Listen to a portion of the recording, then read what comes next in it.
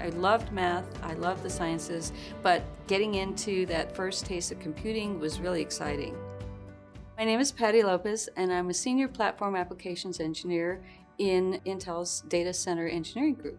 At the age of 9, I joined 4-H, which New Mexico State runs the Cooperative Extension Service.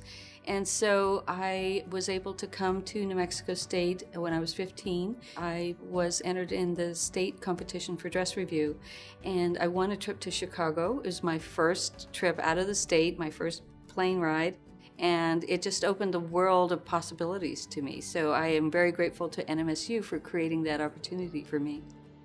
When I was a senior in high school, a woman came from Digital Equipment Corporation, and she brought a PDP-11 computer with her, and she created a class. And so I was in that class with about 15 other students, and we learned how to program in BASIC. We wrote our programs on paper tape, and you would punch it out and reload it the next day when you came back in. So that really sparked my mind.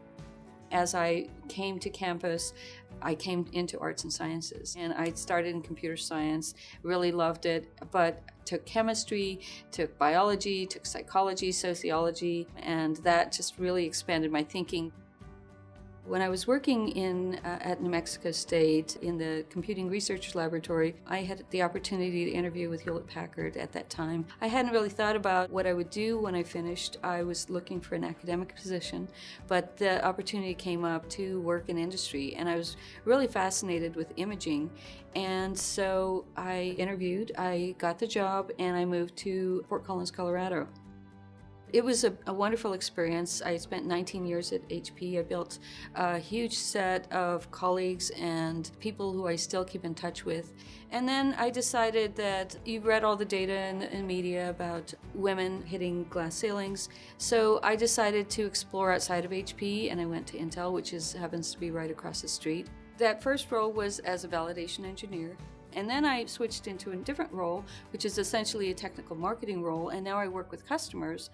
Intel has donated 10 of these RealSense cameras to the department so that students can now use this to do their senior projects. And the idea there is that they will hook up the camera and they would look out at the world or at a scene, and they might be able to track objects, they might be able to create sort of a virtual world where people operate in the foreground.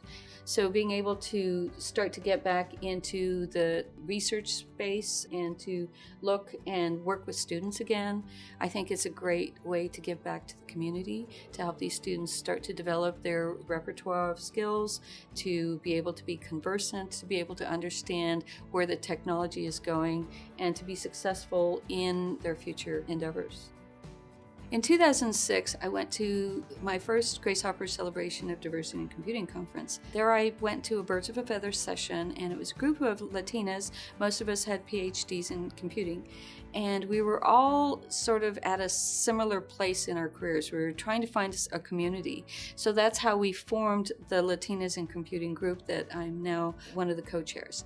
We are an international organization. We have representation in South America, Peru, Chile, Argentina, Brazil. And so what we do is we mentor, we sponsor, we write nominations, we work together on panels, and we present and share our experiences so that when other young women start to feel like they can't make it or they don't know where to turn, we provide experiences that they can learn from. I mentioned the national organizations that I work with, but also NMSU is near and dear to my heart, especially the College of Arts and Sciences. I just am very passionate about the experience that I had here, and as a first-generation student who was very homesick that first semester, I always felt supported and nurtured.